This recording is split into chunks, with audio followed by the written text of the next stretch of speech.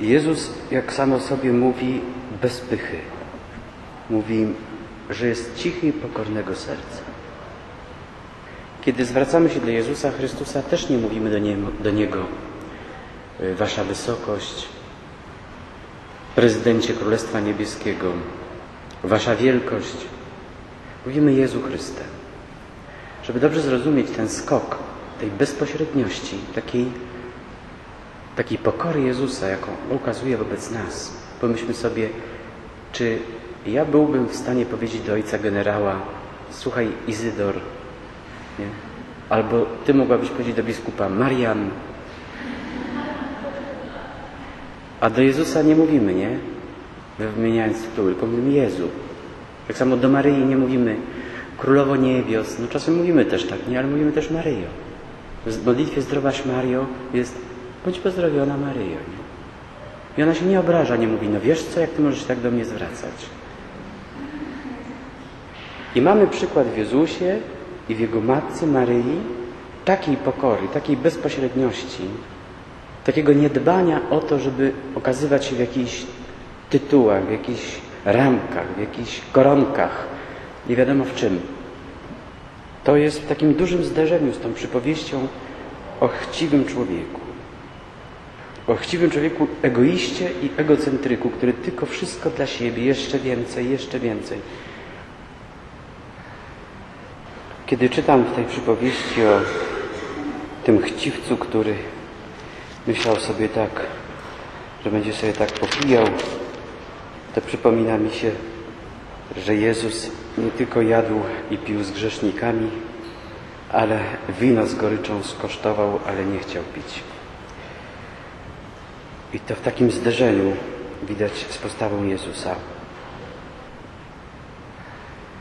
Przypomnijmy sobie tą prośbę Jezusa, który nie tylko z Samarytanką był gotowy wypić wodę podaną mu przez nią.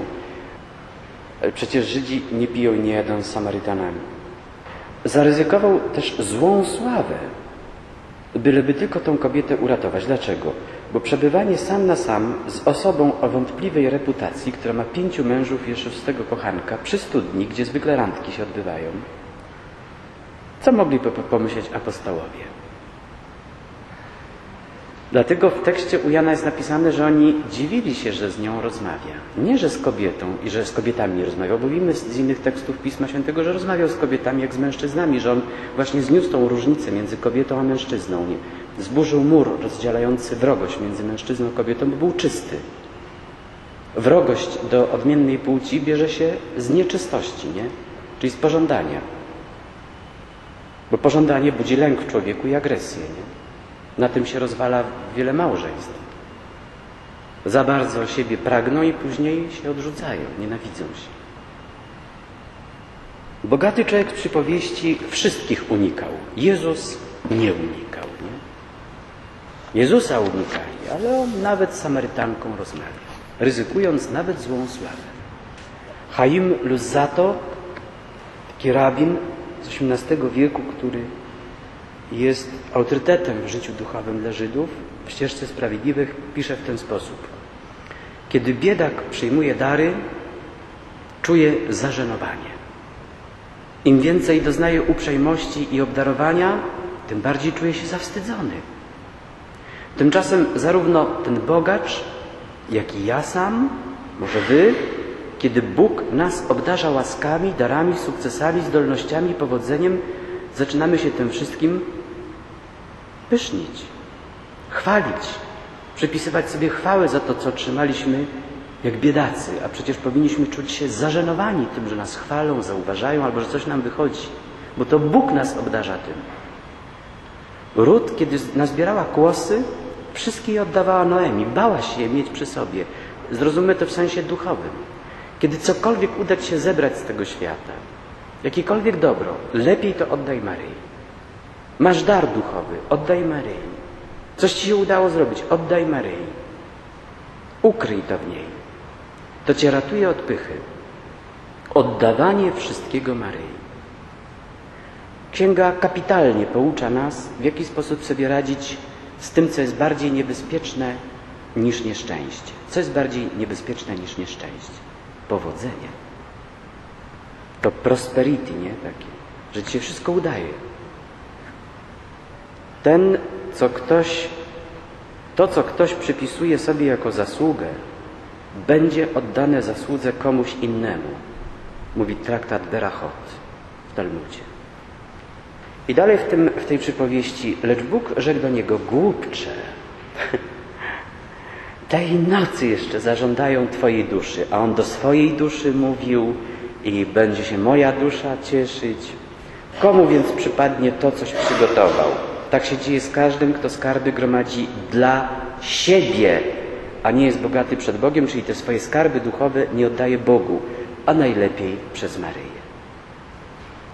Dlatego powiadam wam, nie troszczcie się zbytnio o życie. Tutaj to zbytnio wiecie, że jest raczej wtrętem. Tak naprawdę po grecku jest napisane: w ogóle się nie troszczcie o życie.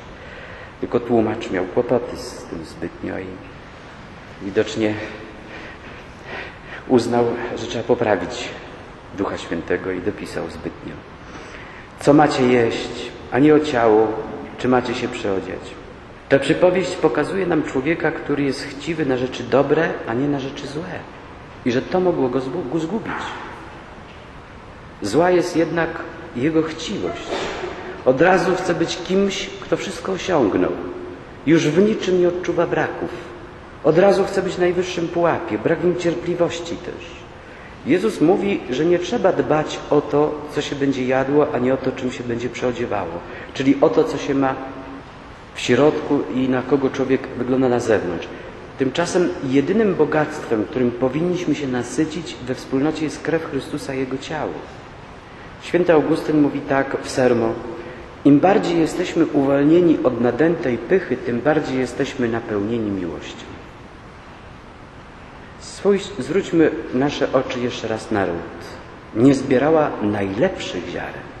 Bo przecież wiemy, że żniwiarz, który zbiera kłosy, to w snopie chce mieć te najpełniejsze, te stokrotne. Jak mu tam wypadnie stokrotny, to podniesie, ale jak mu wypadnie taki kłos, który ma ze 3 ziarenka, to zostawia go.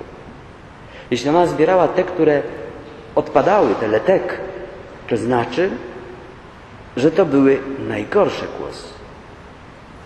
Zdarza się, że również w rzeczach pobożnych szukamy pochwał, wcale na nie nie zasługując. Święty Grzegorz opowiada o jednym zakonniku żyjącym w jednym z klasztorów w Ikonium, którego wszyscy mieli za świętego. Ponieważ uchodził za umartwionego w jedzeniu, piciu, na oczach wielu pościł, chodził ze schyloną głową, wszystkich pozdrawiał, uśmiechał się mistycznie.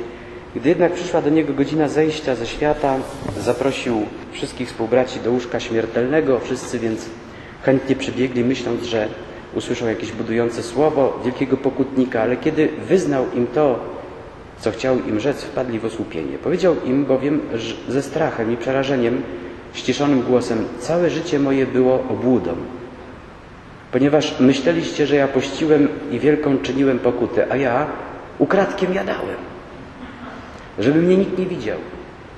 Dlatego teraz oddany jestem w moc straszliwego i wielkiego smoka, którego cielsko oplata już moje nogi i ściska je.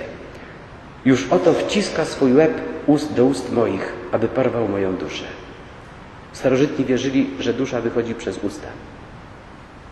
Kiedy wypowiedział w największym wysiłku te słowa, skonał. Czy pomogło mu to, że wszyscy uważali go za świętego? Skoro łapiemy się na tym, że chcemy być chwaleni za to, co nie uczyniliśmy, czy można ten rodzaj pychy tylko w jeden sposób wyprostować, podając lekarstwo przeciwne do choroby i właściwie nawet szukać nagany i niezrozumienia za dobre czynności? Ileż skarg ja słyszę w klasztorach, kiedy na rekolekcjach jestem, ktoś mi mówi: ale ktoś mnie źle traktuje, ktoś tylko nagany, ktoś jest tylko niezadowolony ze mnie. Te siostry, te przełożone, te podwładne tak tylko narzekają na mnie, nigdy dobrego słowa. Idealna sytuacja. Modlić się cały postulat, nowicja to świętość, później ją otrzymać i jeszcze być niezadowolonym z tego. Przecież tyle razy prosiłaś Pana Boga o pokorę. Kiedy ona przyszła, to mówisz: nie chcę tego. To co Ty chcesz?